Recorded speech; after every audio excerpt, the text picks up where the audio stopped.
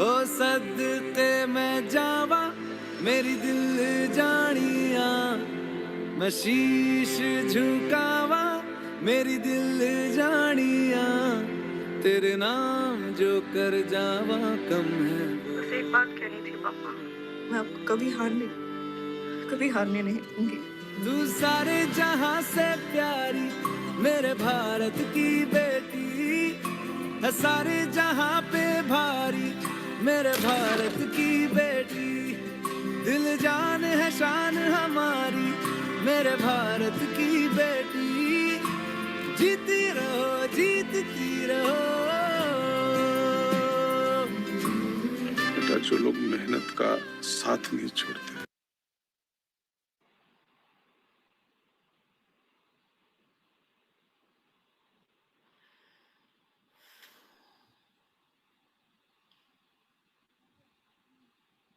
तो आप लोगों ने इस वीडियो के माध्यम से देखा कि कैसे हम कोई हेल्प हमसे नहीं मांग रहा है, लेकिन हम खुद से आगे आकर के और एक छोटा सा डोनेशन दे करके कैसे हम किसी की हेल्प कर सकते हैं। तो ये बहुत ही बड़ा एक योगदान होगा मेंस्ट्रुअल हाइजीन के क्षेत्र में। तो आप सभी लड़कियों से, महिलाओं से मेरा अनुरोध है कि कृपया इस मुहिम का हिस्सा बने और मैं आप लोगों के समक्ष ये सर्टिफिकेट प्रस्तुत करती हूँ। ये सर्टिफिकेट आप लोगों को संस्था द्वारा दिया जाएगा और अगर आप मुझे ऐसे ही एक फोटो, जैसा अभी वीडियो में डिस्प्ले हुआ, ऐसे फोटो आप किसी को डोनेट करते हुए सैनिटरी पैड अगर आप मुझे फोटो सेंड करती हैं या अपने फेसबुक पे डालकर ही मुझे इन्फॉर्म करती हैं, तो आपको ये सर्टिफिकेट दिया जाएगा, प्रदान किया जाएगा संस्था द्वारा। और आगे मैं दीप्ति मैम से कनेक्ट होना चाहूंगी।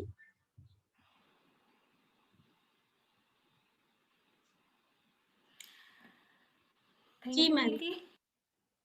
हाँ, और मेरा खास करके लड़कियों से, जो स्कूल या कॉलेज की लड़कियां, उनसे ये कहना है कि आप इसमें बढ़ चढ़कर हिस्सा लें, क्योंकि जैसे मैं यहाँ बैठी हूँ तो मैं आपको बता सकती हूँ कि इन छोटे-छोटे सर्टिफ़िकेट्स का बहुत ज़्यादा कीमत होती है, और ख़ासकर अगर किसी का सपना इंडिया से बाहर जाने का है, तो मैं आप लोगों को बता दूँ कि इंडिया में भले इसकी कीमत हो या ना हो, पर यहाँ इस चीज़ की कीमत बहुत ज़्यादा है।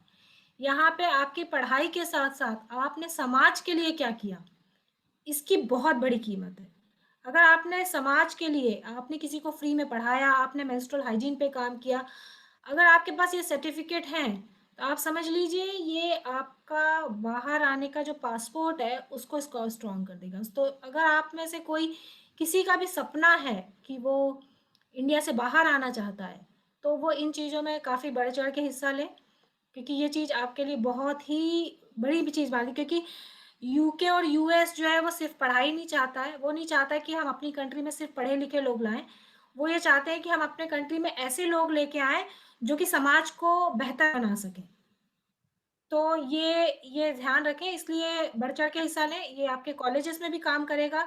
दूसरी एक और बात ये याद रखें कि ये आपकी लीडरशिप के गुण को बढ़ाएगा। आप आगे जाने के बाद आपको जो लीडरशिप का एक गुण चाहिए, आपको हमको हर क्षेत्र में एक लीडर चाहिए होता है आज के ज़माने में, तो ये चीज़ आपको प्रमोट करेगी, क्योंकि आपके खुद के जो हेजिटेशन है, जो आपकी शर्म है, वो दूर होगी और आप आगे कुछ प्रोजेक्ट करना चाहें, चाहे वो मैथ्स से रिलेटेड है, कॉमर्स से रिलेटेड है, बायोलॉजी से रिलेटेड है, ये आप कर सकते हैं। तो इसमें सिर्फ पढ़ाई करके, सिर्फ किताबी कीड़ा बनने से आगे नहीं बढ़ा जा सकता। आपको हर चीज़ पे ध्यान रखना पड़ेगा और बढ़ चढ़ के लें, ये आपकी एक लीडरशिप क्वालिटी बढ़ाएगी, आपका टीम वर्क बढ़ाएगा, आपको ये समझ में आएगा कि एक टीम में कैसे काम किया जाता है, समाज को कैसे इम्प्रूव किया जाता है, और ये सब चीज़ इकट्ठे करें, ये आपकी पूरी सीवी को इम्प्रूव करेगा। तो मैं सबसे ये बोलूँगी कि खासकर स्कूल, कॉलेज में पढ़ने वाले बच्चे, मदर्स अपने बच्चियों को एनकरेज करें इस चीज़ के, और वो अपने आजू-बाजू देखें, कि हम कैसे समाज को बेहतर बना सकते हैं। और मेरा जो एक रीज़न था ये आज के प्रोग्राम में भाग लेने का, वो यही था, क्योंकि मैं अपने समाज को, जहाँ से मैं आई हूँ, मैं वहाँ रिटर्न करना चाहती हूँ। मेरे अंदर की इच्छा थी कि मैं अपने समाज को, जहाँ से मैं आई हूँ, जहाँ को मैं बिलॉन्ग करती हूँ, मैं उसके लिए कुछ कर सकूँ और ये चीज़ मायने रखती है। हम यहाँ पे जहाँ मैं काम करती हूँ, यहाँ एक चीज़ कही जाती है कि there is leader in everyone, ठीक है? We all are leaders. हम लोगों को ये सब बात सिखाई जाती है हर वक़्त कि हमें कैसे ये सोचना है कि हम अपने आजू-बाजू चीज़ें इम्प्रूव कर सकते हैं। तो आप सब लोग ये सोचें कि आप कैसे जस्ट एक पैड डोनेट करें, और ये सिर्फ पैड ही नहीं डोनेट कर रहे हैं। आप बेसिकली एक सोच को डोनेट कर रहे हैं। आप एक सोच को बदल रहे हैं।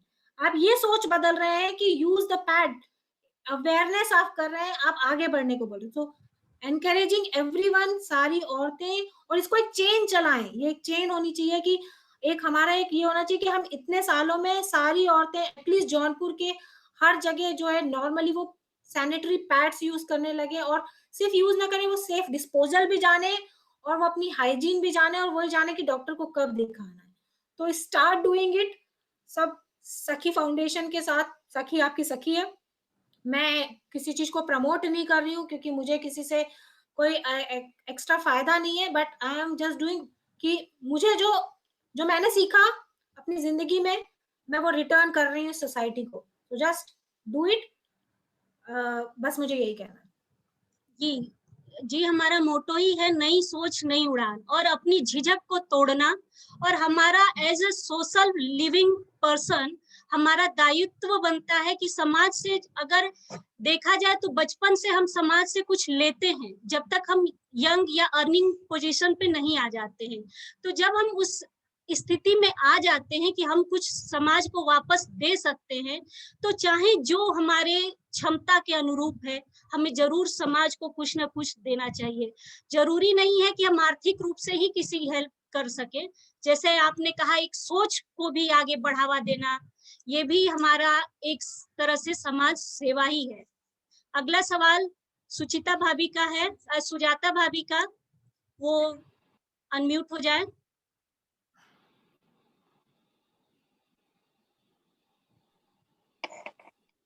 थैंक यू भाभी। जी भाभी, सवाल पूछे। हाँ, नमस्ते मैम। हाँ, आवाज आ रही है भाभी, आप बोले।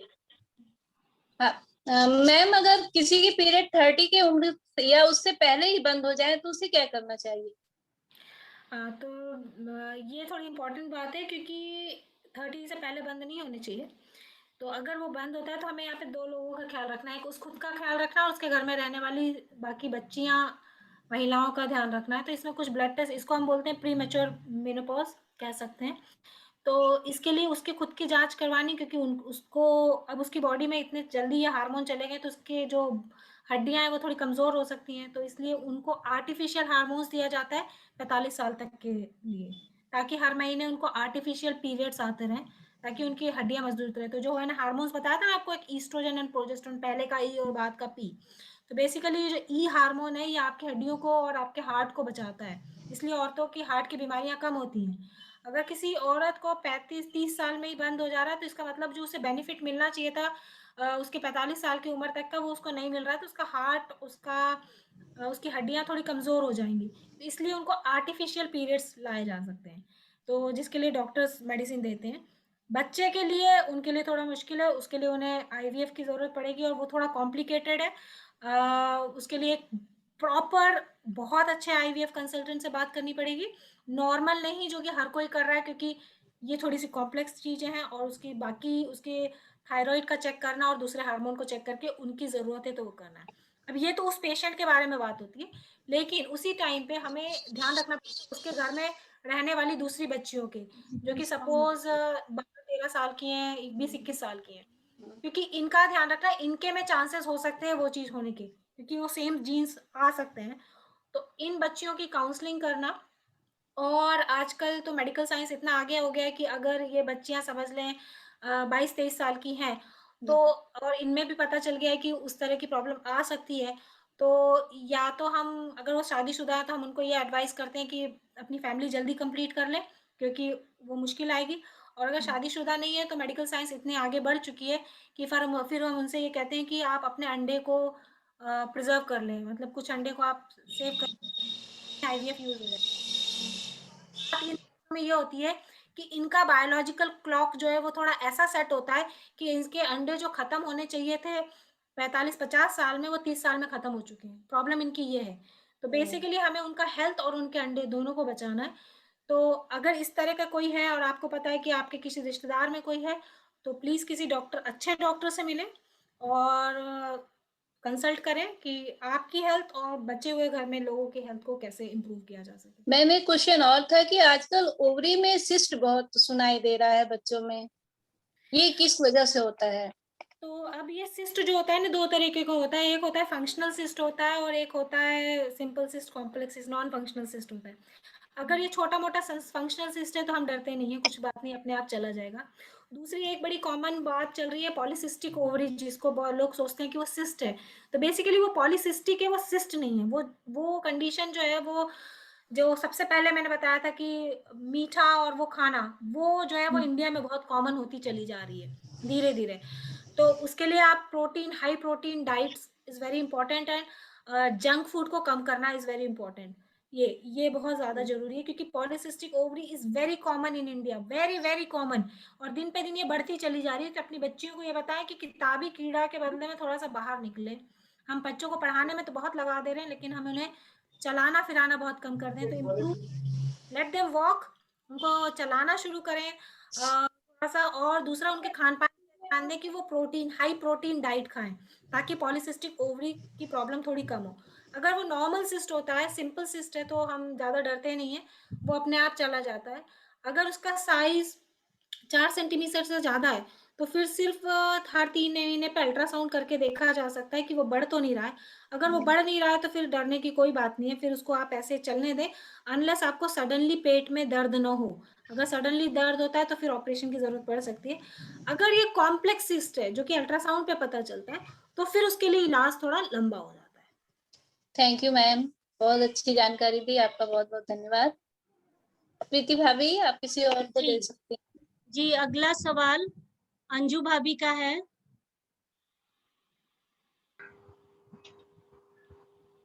आप अनम्यूट होके पूछ सकती हैं अंजू हेलो। भाभी। हाँ जी, हेलो। आवाज आ रही हाँ, है। नमस्ते। नमस्ते भाभी। नमस्ते हाँ, भाभी। हाँ, नमस्ते दीप्ति मैम। आज अमर उजाला और के अपराजिता प्रोग्राम के माध्यम से सखी वेलफेयर की तरफ से मतलब इतने अच्छे-अच्छे विचार हम लोगों को सुनने को मिले हैं और सब लोगों के सबने अच्छी-अच्छी बातें पूछी हैं और सबको जानकारी भी बहुत अच्छी-अच्छी मिली है। आज इसी उस पर मेरा भी एक प्रश्न है कि हमें यह बताएँ कि आप मेनोपॉज़ के क्या लक्षण हैं और इसमें क्या-क्या सावधानी बरतनी चाहिए? तो मेनोपॉज के जो लक्षण है वो बेसिकली ये है कि आपके हार्मोन आपके बॉडी से कम हो रहे हैं, सडनली जाना शुरू कर दिए हैं।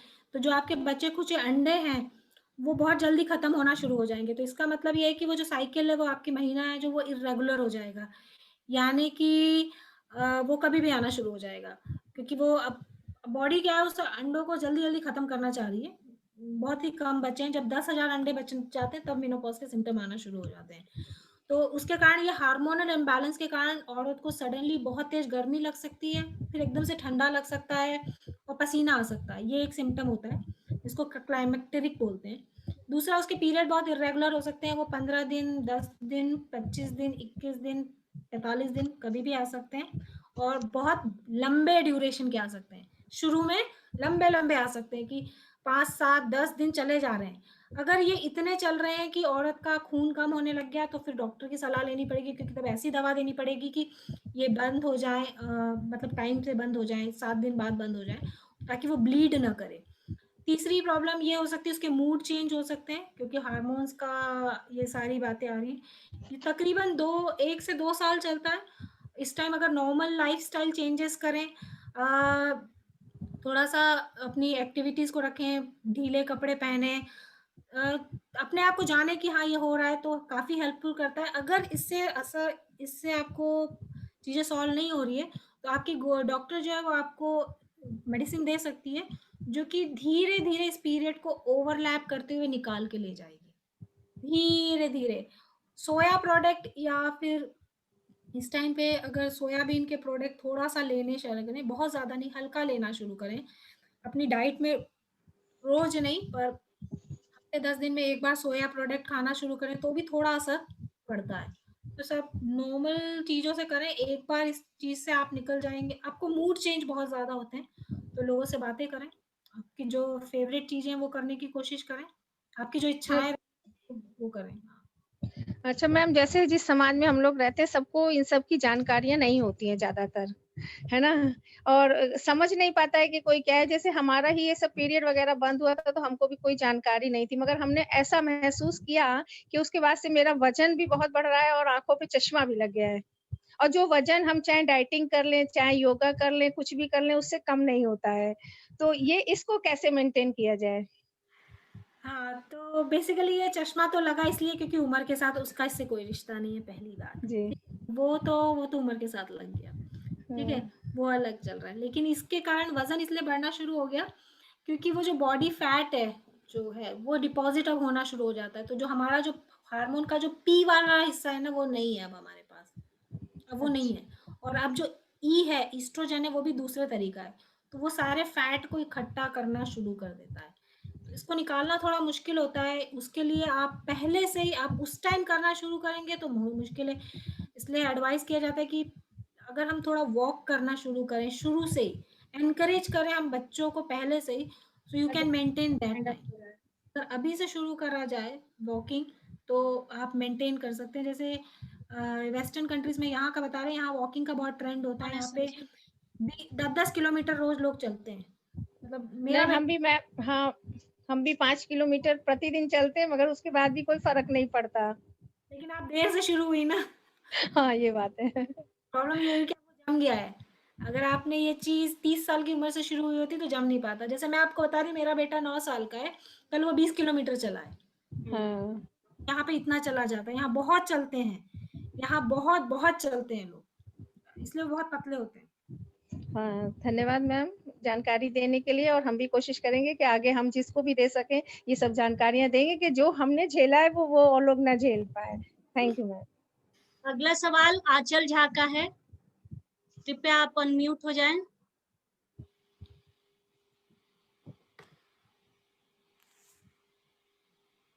आंचल। जी और मैम। जी ये तो बोड़ा बाहर निकाल दे। बैकग्राउंड की आवाज आप कम कर लें। हाँ, बोले, सवाल पूछे आप।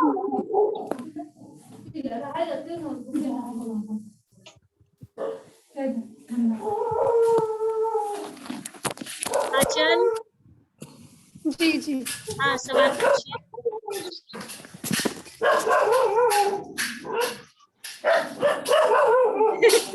अभी चांस हो गया।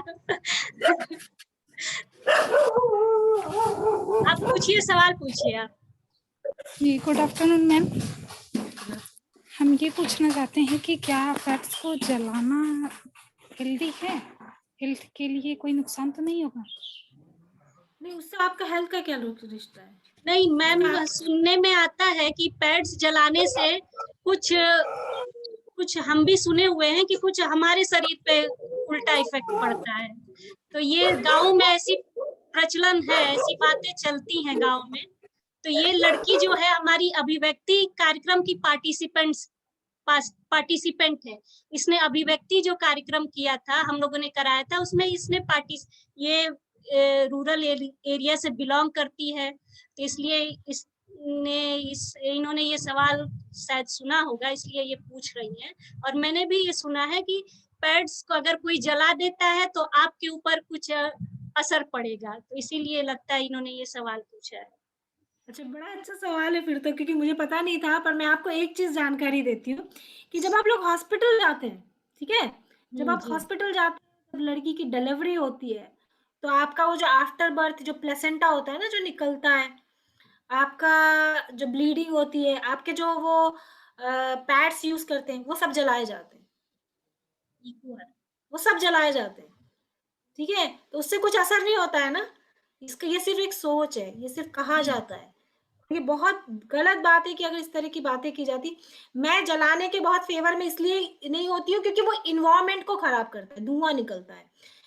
तो मेरा ये मानना है कि इसका सेफ डिस्पोजेबल होना चाहिए। पर प्रॉब्लम ये है कि इंडिया में कोई फैसिलिटी नहीं है। गवर्नमेंट ऐसे कोई स्टेप नहीं करती है कि वो ये सोचे कि ये जो जो कूड़ा निकल रहा है घर का, और खासकर गांव में, उनका क्या करना है। वो ये बातें तो करती है कि आप पैड्स यूज करें, पर उसको डिस्पोजेबल की सुविधा नहीं दी है। तो अगर आपके पैड ऐसे हैं जो कि कॉटन वाले मटेरियल के हैं, तो आप उन्हें जस्ट कहीं पे भी डंप कर सकते हैं। जैसे घूरा बनता है ना गांव में, मैंने सुना था जब मैं गांव में रहा करती थी, मैं मेरा जो गांव नाना नानी का घर वो प्रॉपर गांव है, जो कच्चा मकान वाला होता है ना, वो वैसा हुआ करता था। तो वहां पे घूरा होता था, तो उसमें डाल दिया जाता था, वहां डाल सकते हैं। लेकिन जो दूसरे पैड होते हैं जैसे विस्पर और केयर फ्री, ये एक ऐसे मटेरियल के आते हैं जो जल्दी खराब नहीं होते हैं एक्चुअली, क्योंकि इनको एब्जॉर्बिंग कैपेसिटी वाली बनाई जाती है। तो ये इन्वायरमेंट को नुकसान कर सकते हैं। तो इसलिए आप इनको, क्योंकि नॉर्मली जो इनकार्नेशन जो जो जो इंसिनरेशन की जो पोस्ट प्रोसेस होती है, यानी जो जलाने की प्रोसेस होती है, वो बहुत बड़ा एक फर्नेस होता है जिसमें सारे मेडिकल वेस्ट को डाल दिया जाता है। उसके बाद बहुत हाई टेम्परेचर पे उसको जलाया जाता है कि उसका राख भी ना मिले। उसको इतने हाई टेम्परेचर पे उसको जलाया जाता है कि उसकी राख भी ना मिले नॉर्मली। तो ये जो आपके जितने भी आप लोग हॉस्पिटल जब जाते हैं, तो आपके जो भी सामान होता है, ब्लीडिंग, एवरीथिंग, हर चीज वो जलाई जाती है, वो कहीं पे भी नहीं डाला जाता, उसको इंसिनरेशन की प्रोसेस के थ्रू खत्म किया जाता है ताकि इन्वायरमेंट पे इफेक्ट ना पड़े। तो अगर उससे हमारे शरीर पे तब असर नहीं पड़ता, तो एक पैड जलाने से आपका कोई नहीं। आप ये सोचे, मुझे बहुत अच्छा लगेगा अगर कोई इस आइडिया के साथ आए कि आप उसे कैसे डिस्पोज कर सकते हैं। अगर आप नगर पालिका से बात करके, या कोई कोई भी ऐसी हो कि गाड़ी आके इस तरह का सामान जो है, डर्टी वेस्ट जो कहते हैं, इसको ले जा सके, और वो क्योंकि उनके पास जो नगर पालिका होती है उनके पास वो चीज होती है, वो वहां ले जाके इसे डालते हैं। जो हमारे घरों से कचरा लेके जाते हैं, तो दो कचरे होते हैं, ग्रीन कचरा और सूखा कचरा और गीला कचरा। तो जो जो किचन वेस्ट है वो एक बड़े से गड्ढे में डाला जाता है ताकि उसकी खाद बन सके, और जो दूसरा वेस्ट होता है वो सब जलाया जाता है, क्योंकि उसको वो इन्वायरमेंट के लिए खराब होता है। तो नॉर्मली जो शहरों में होता है, वहां पे गवर्नमेंट इस चीज को फैसिलिटी प्रोवाइड की है। खासकर मध्य प्रदेश का मुझे पता है, वहां पे आती गाड़ी, वो गीला और सूखा किचन का कचरा अलग करती है और इस हिसाब से उसको डिस्पोज करती है। गाँव में ये सुविधा नहीं है। अब आपको सोचना है कि आप उसे कैसे कर सकते हैं। आप उसे रास्ते में फेंक नहीं सकते। तो आपके पास दो रास्ते हैं, कौन सा पैड यूज कर रहे हैं। अगर पैड ऐसा वाला यूज कर रहे हैं जिसका ऊपर की चीजें कॉटन की है, तो फिर उसको तो सिंपल आप कहीं पे गड्ढे में डाल दें, और एक जगह कोई ऐसी हो जहाँ पे लोग डाल सकें, तो वो अपने आप एक साल में धीरे धीरे, एक साल 2 साल में धीरे धीरे वो खत्म हो जाएगा और उससे कोई फर्क नहीं पड़ेगा। अदरवाइज उसको फिर जलाना कहीं एक जगह ऐसी होनी चाहिए जहाँ पे डालते जाएं एंड लास्ट में कुछ दिनों बाद उसे बस वहाँ पे आग लगा दी जाए। पर बस फेंके ना, मेरा ये मानना है कि उसको बस इन्वायरमेंट खराब ना करें कि फेंके हर जगह, क्योंकि वो डिस्पोज तो होगा नहीं, इट विल टेक टाइम। और मुझे ये भी पता है कि एक फिल्म एक्ट्रेस है, आई थिंक दिया मिर्जा, शायद she is working on that, कि वो ऐसे पैड्स लाना चाहती है मार्केट में जो कि जल्दी डिस्पोज हो जाए। बट वो कॉस्टली होगा डेफिनेटली, सेलिब्रिटी इन्वॉल्व है तो कॉस्टली होगा। तो अब ये गांव को लोगों को सोचना है कि उसे कैसे करना है, कहाँ डिस्पोज करना है। एक ही जगह डिस्पोज करें, हर जगह ना करें, क्योंकि जो ब्लड होता है ये बहुत अच्छा कल्चर मीडिया होता है इन्फेक्शन का। अगर आप उसे ऐसे बाहर फेंक देंगी तो उसमें बैक्टीरियल इन्फेक्शन बहुत आसानी से होगा, क्योंकि बहुत अच्छा कल्चर, वो बैक्टीरिया ब्लड के ऊपर बहुत जल्दी बड़े होते हैं। तो इसलिए इस चीज का भी ध्यान रखें, उसे हर जगह फेंके नहीं, उसे कहीं एक जगह पॉलिथीन में बांध के रखते जाएं। कहीं पे भी गांव है तो कहीं एक कोना रखें, एक जगह रखें जहां पे बाद में उसको जलाना है, या उसको खत्म करना है, या उसको गाड़ना है, ताकि बीमारी ना फैले। समझ रहे हैं आप मेरी बात? Okay ma'am. मैम एक लास्ट क्वेश्चन अब है और इसका शॉर्ट में आप जवाब दें कि पीरियड्स कम होने के 6-7 दिन बाद भी ब्लड अगर दोबारा से आते हैं और ये अगर रिपीट होता है तो ये प्रॉब्लम तो है, तो ये क्यों होता है और इसका क्या क्योर है? इसके लिए आपको फिर वही बात है कि आपको एक गायनेकोलॉजिस्ट को दिखाना पड़ेगा और एक अल्ट्रासाउंड की जरूरत पड़ेगी, ताकि आपका ये पता चले कि आपका जो गर्भाशय है वो कैसा है, उसमें कहीं कुछ गड़बड़ तो नहीं आई है। और एक हार्मोन टेस्ट 2-3 करने पड़ेंगे पता करने के लिए। अगर सब ठीक है तो सिर्फ 3 महीने का हार्मोन के कोर्स से चीजें वापस नॉर्मल हो जाती हैं यूजुअली। लेकिन अगर कुछ गड़बड़ है तो फिर उसके बारे में आगे इलाज किया जाता है, पर बहुत बड़ी प्रॉब्लम नहीं होती है। हाँ, खासकर प्रॉब्लम तब होती है अगर कोई प्रेगनेंसी के लिए चाह रहा है, तो फिर मुश्किल आती है। थैंक यू मैम, आपने इतनी अच्छी सारी बातें बताई और आपका इतना सारा समय हम लोगों ने लिया आपके बिजी शेड्यूल से, और ये हमारे लिए सौभाग्य की बात है। और मैं आगे अब तुलिका भाभी को हैंडओवर करूंगी कि वो कार्यक्रम की समापन की घोषणा करें और सबका धन्यवाद आभार व्यक्त करें।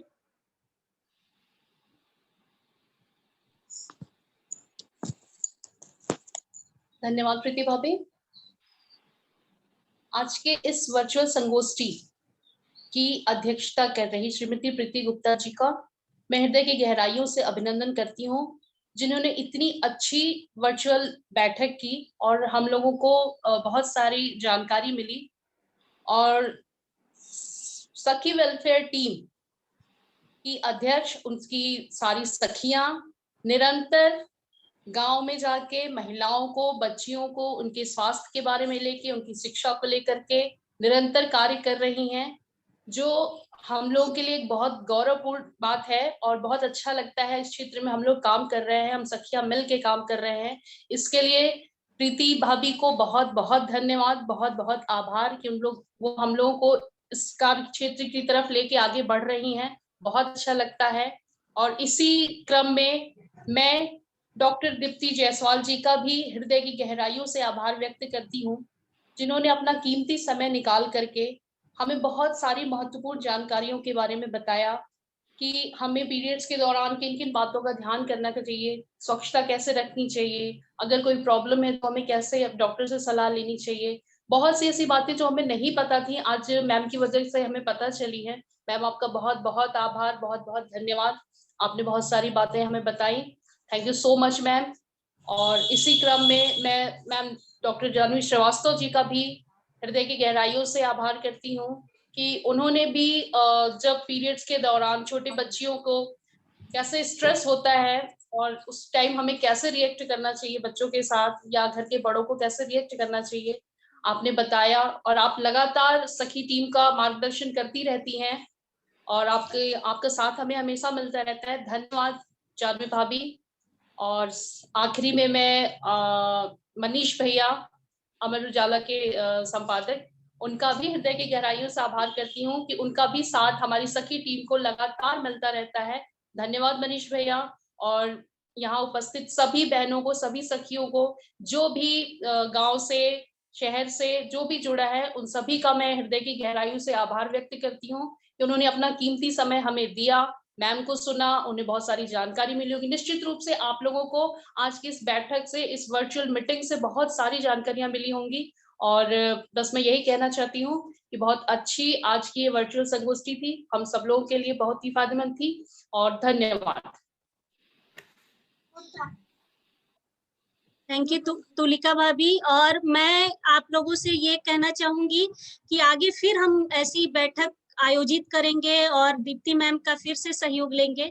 और हम चाहते हैं कि ये जागरूकता, इस समय कोविड का समय चल रहा है तो हम लोग बाहर जाके नहीं कर पा रहे हैं, तो ऐसे ही घर बैठे जब भी मैम का समय मिले तो हम अलग अलग क्षेत्र में ऐसे जागरूकता करने का प्रयास करेंगे और आगे भी आप लोगों का सहयोग अपेक्षित है। धन्यवाद सभी का। और सबसे खुशी की बात है कि हमारी इस मीटिंग में कुछ जेंट्स भी जुड़े हैं और इससे ये पता चलता है कि हम महिलाओं के साथ साथ जेंट्स को भी जागरूक कर रहे हैं और वो भी हमारी बातों को समझेंगे और हमारी प्रॉब्लम्स को समझेंगे, हमारे इमोशंस को समझेंगे और हमारी निश्चित रूप से ये जो ब्रेकिंग द टैबू का मोटो है ये कारगर होगा और हम एक नई सोच, नई उड़ान के साथ आगे बढ़ते रहेंगे। धन्यवाद आप सभी का जुड़ने के लिए, बहुत बहुत धन्यवाद। Thank you.